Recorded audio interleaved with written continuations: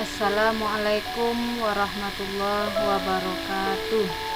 Saya Yona Rofika SPD, guru SD Negeri 7 Pekanbaru, CGP Angkatan 1, Kota Pekanbaru, Provinsi Riau.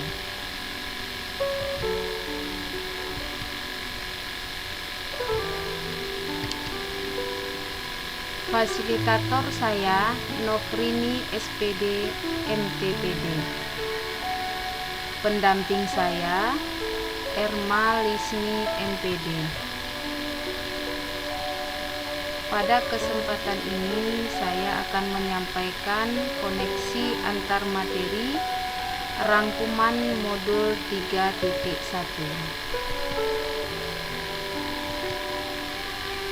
Filosofi Pratap Triloka Pendidikan menurut Ki Hajar Dewantara adalah 1. Ingarsa sungtulada, artinya di depan memberi teladan. Pemimpin harus menjadi contoh bagi anak buahnya.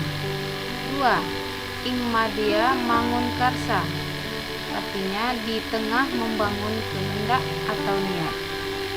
Seorang pemimpin harus berjuang bersama anak buahnya. 3. Tutpuri handayani, dari belakang memberikan dorongan. Ada saatnya pemimpin membiarkan anak buah melakukan sendiri kegiatan tersebut.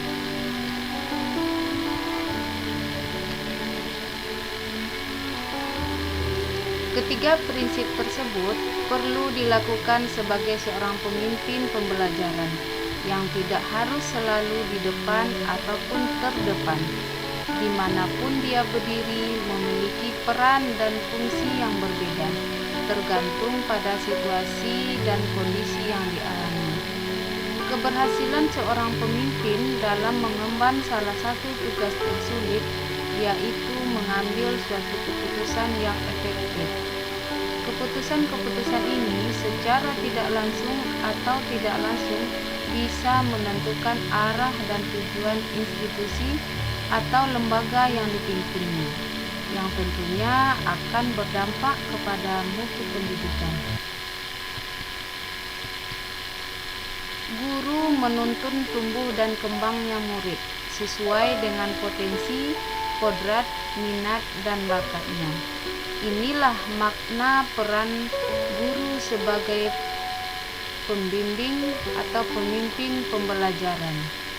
Jadi, inti dari peran guru sebagai pembimbing adalah terletak pada kekuatan intensitas hubungan interpersonal antara guru dengan siswa yang dibimbingnya. Macam-macam nilai itu akan membentuk sebuah karakter, karena karakter tumbuh dan berkembang melalui kebiasaan atau perilaku, kemudian menjadi pola pikir, dan akan lahir nilai-nilai. Kemudian akan bermuara dalam pengalaman emosi dan pikiran dari dalam, dengan bahasa lain adalah insting intrinsik dari jiwa anak. Ada nilai-nilai lain yang tumbuh di sekolah yang harus dikembangkan, antara lain 1. Nilai budaya berkaitan dengan pemikiran, kebiasaan, dan hasil karya cipta manusia. 2. Nilai moral berkaitan dengan perbuatan baik dan buruk yang menjadi dasar. 3. Nilai agama berkaitan dengan ketentuan-ketentuan yang telah ditetapkan Allah. 4. Nilai sosial berkaitan dengan cara manusia dalam meraih kemenangan.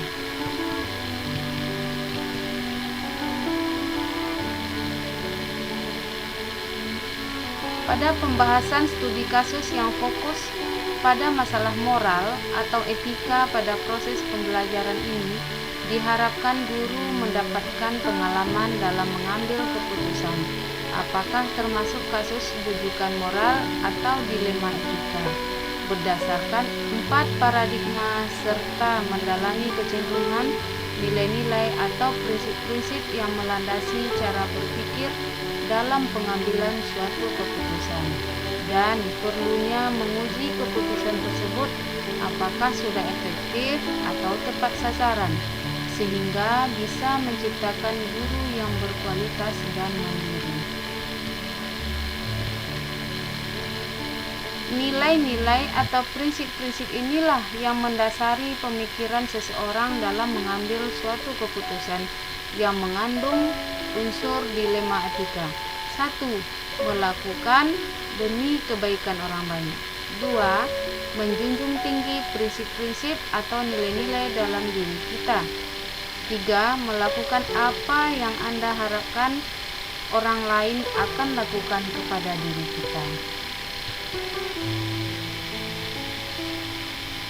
Dalam mengambil sebuah keputusan, yang harus dilakukan oleh seorang pemimpin pembelajaran adalah mengidentifikasi terlebih dahulu masalah tersebut, apakah kategori bujukan moral atau dilema etika, agar keputusan itu bermanfaat dan menjadi solusi bagi semua pihak. Suatu masalah dikatakan bujukan moral apabila masalah tersebut berhubungan dengan moral dan institusi atau peraturan dan norma yang berlaku. Sedangkan dilema etika adalah suatu masalah akan ada nilai-nilai kebajikan yang mendasari bertentangan seperti cinta dan kasih sayang, kebenaran, keadilan, kebebasan, persatuan, toleransi, tanggung jawab, dan penghargaan akan hidup. Secara umum, ada pola, model, atau paradigma yang terjadi pada situasi dilema etika yang bisa dikategorikan seperti di bawah ini. 1. Individu lawan masyarakat. 2. Rasa keadilan lawan rasa kasihan. 3. Kebenaran lawan kesetiaan. 4. Jangka pendek lawan jangka panjang. 3 prinsip ini yang sering kali membantu dalam menghadapi pilihan-pilihan yang penuh tantangan adalah: 1. Berpikir berbasis hasil akhir. 2. Berpikir berbasis peraturan. 3. Berpikir berbasis rasa peduli. 9 panduan langkah dalam mengambil keputusan dalam situasi dilema etika. 1.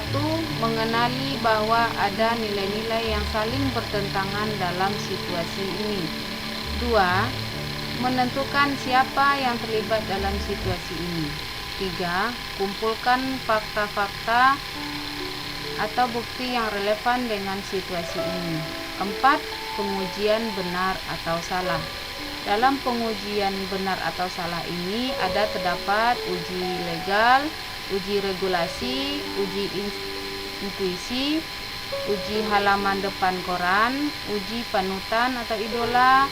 Uji intuisi ini berhubungan dengan berpikir berbasis peraturan. Kalau uji halaman depan koran, sebaliknya berhubungan dengan berpikir berbasis hasil akhir.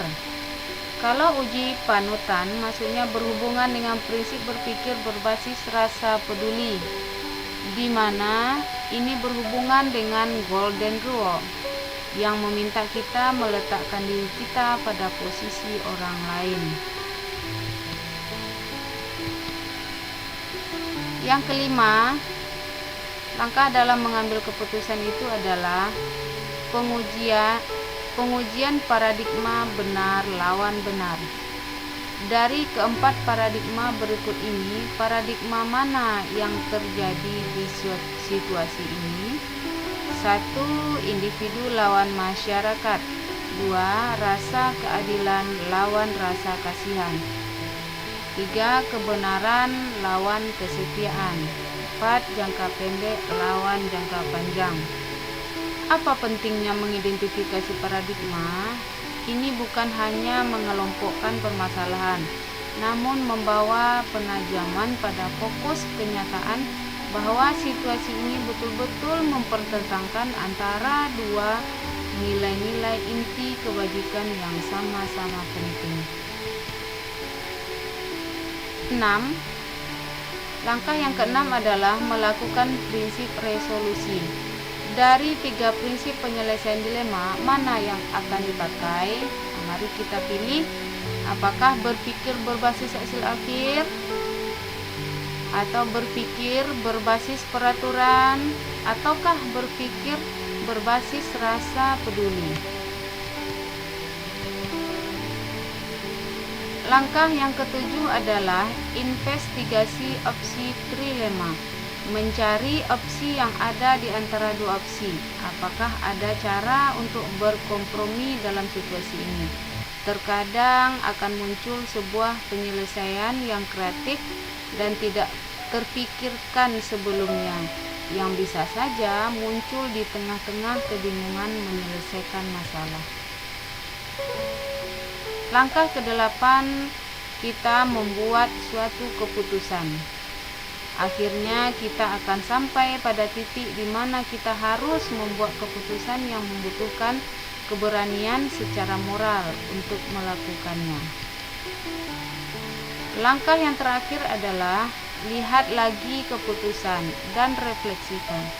Ketika keputusan sudah diambil, lihat kembali proses pengambilan keputusan dan ambil pelajarannya untuk dijadikan acuan bagi kasus-kasus selanjutnya.